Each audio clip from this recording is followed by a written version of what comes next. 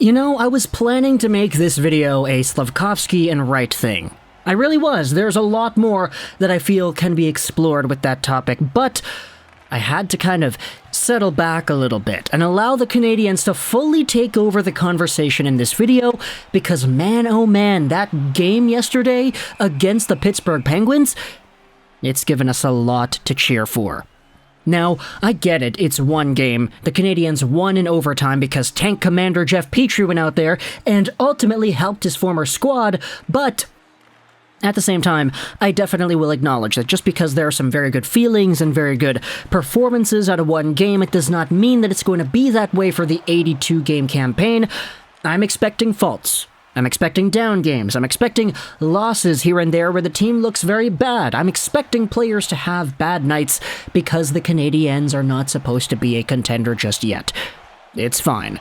But because the Canadiens are like this, when you have games where things just go so well, when you have nights where the performances are awe-inspiring and they make you feel excited for the future, that's when you have to go out there and give your props where props are due.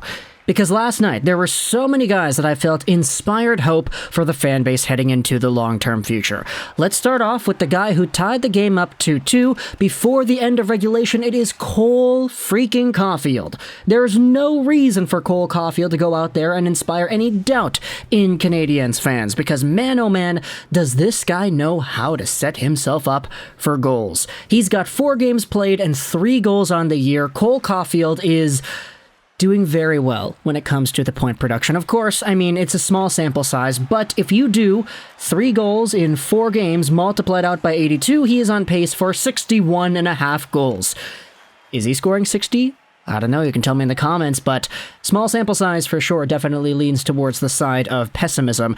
Either way, Cole Caulfield is still doing everything in his power to make Canadiens fans believe that one day this guy is going to be on top of the league in terms of goals. I mean, you go over to the NHL's goal race right now. I know it's going to change because I'm recording this audio at 7:45 p.m. at night, the day before it's going to be uploaded, but at the time of recording this audio, I mean, take a look at the guys who are on top of the NHL in goals. You have Adrian Kempe, McDavid, Stamkos, Troy Terry, and Cole Caulfield is right there in that mix. So, safe to say, the race is still kind of getting started here, but at the same time, Caulfield being there is more positive than not.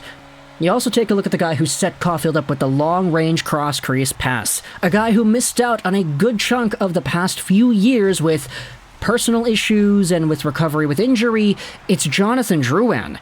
Now, we know he didn't start out the season with the Canadiens. He was a healthy scratch to kick everything off, but there was a lot of reason behind it. It's not because the guy sucks, it's because the guy was trying to get back into game shape. It's because it takes a little bit of time to fully adjust your body to being an NHL-capable player after taking so much time off like Drouin had the past little while here. He was able to set up Caulfield with a very long-range pass, and to be honest, just watching the game yesterday, you know, swapping between the Canucks and the Capitals game, because that game just kind of gave me PTSD of the other Canucks games in the season. But Jonathan Drouin was actually going out there and trying pretty hard. Like, I know there's sort of a meme of him and his back-checking and his defensive responsibility, but there were a few plays that I noticed where he was kind of hustling to get back on the back-check, and that's kind of all we want out of this guy, right? That's all we want to see, because we know when it comes to his offense, he is a very capable and talented playmaker. It's just for Drouin, there definitely is a little bit more consistency that you would like to see. And from yesterday's game, you know, the assist to Caulfield, the hustle that we had seen in general, it's very nice to see that little shift in, let's just say, mindset for Drouin and what he's been able to do 5-on-5 at least, because yeah, on the power play, things weren't all too great, but then again, you could say that about most players on the Habs. Let's talk about the 2 other centers too. These guys have shown up to play in the best ways possible as well. Starting out with the guy that the Montreal Canadiens got alongside of a first-round pick for free, Sean Monahan. Now, I don't want to make it seem like prime Monahan, point-per-game Monahan is back. That's not what I'm saying here. But what I will say is that when it comes to how he's been playing, it's kind of wild that the Canadiens got this guy with the first for free, pretty much. This was a gift in disguise, and the Montreal Canadiens are going to get more gifts that keep on giving because of this trade. Sean Monahan has been a very legit playmaker for the team that has honestly gone out there and looked a lot more comfortable in the role that he's been given comparative to what he was towards the end of his Calgary Flames days. I get it, there were a lot of injuries that he dealt with and he had a lot better days with that team. He had an 82-point season in 78 games played back in 2019, but man oh man, is Sean Monahan really going out there and making some good plays for Montreal.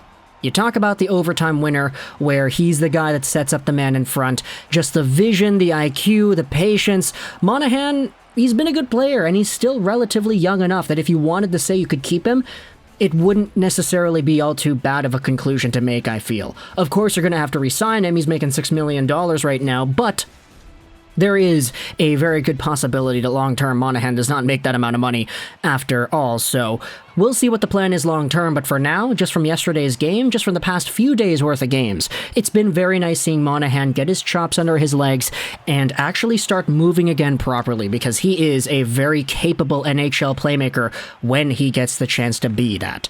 Furthermore, you have the guy that he set up in overtime, another center, and a guy that actually helps the Canadiens out, because when one guy gets waved out, the other guy can come in. It's Kirby Dach, the 3rd overall 2019 pick by the Chicago Blackhawks, who had gotten sent over to Montreal. He gets the overtime winner for his first goal as a Montreal Canadien. And to be honest, there's been so much praise going on about Dach the past few weeks, worth of preseason games and early season games, etc. Canadiens fans have just been raving that, hey, this guy looks really good. He looks really comfortable and confident. He's got a long stride. He's got good puck skills. He makes good reads. He was always supposed to be that Ryan Getzlaf-like playmaker mold, and sure, it's taken him a while to really adjust to the NHL game in ways that people expected out of him back when he was a Saskatoon Blade in 2018-19. But for Kirby Dach, I don't know if it's just the pressure or the fit with the team or whatever, but like, he's gone out there and looked so much better in the small sample size he's had with Montreal than he did towards some of the parts that he had in his Chicago Blackhawks stint. I know he was half a point a game in 2020-2021, but he then declined very steadily from that, so hopefully there is a very capable body of work that Dach is able to uphold for the Montreal Canadiens as the season goes on. He's a young enough dude that you still have the benefit of the doubt there. He's only 21 years old, for crying out loud, so for Kirby, there definitely is so much to look forward to when it comes to him getting adjusted to the Canadian systems and being able to play the Habs style, mesh well with the other players that they have. And it's just so miraculous that Monahan and Dach are both kind of in that same boat where they're feeding off of each other. They're making good plays, they're scoring some pretty good goals, and it's coming in a position here where Montreal is being carried already by some of their top dudes. You have Caufield, you have Suzuki getting on the board, keeping it 2-2, and then of course you have the overtime winner with Monahan and Dach. Not to mention, of course, big tributes and shoutouts go over to Jeff Petrie for his contributions to the Canadiens. But either way, talk to the console your thoughts about the inspired hope from guys like Dach, guys like Monahan, the revival of Jonathan Drouin, and of course the continued goal scoring of Cole Caulfield.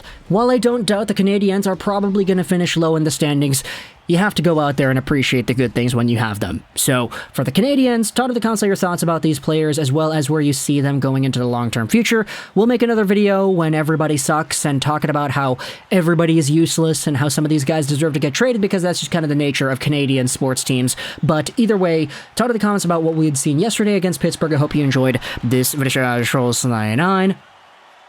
And bye.